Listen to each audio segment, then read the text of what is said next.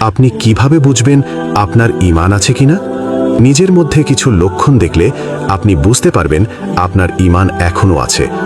শুনুন সেই লক্ষণগুলো কি কি। 5টি বিষয় যদি আপনার মধ্যে থাকে তাহলে বুঝে নেবেন আলহামদুলিল্লাহ আপনার ঈমান এখনো আছে।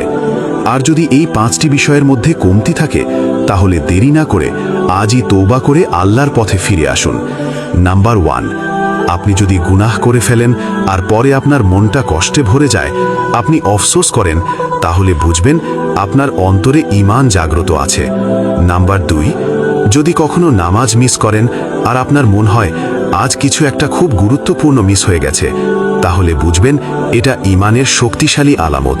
নাম্বার 3, আপনি যদি কুরআনের আয়াত শুনলে থেমে যান, মনোযোগ দিয়ে শুনেন, আপনার হৃদয় ঈমান দ্বারা নরম হয়ে গেছে।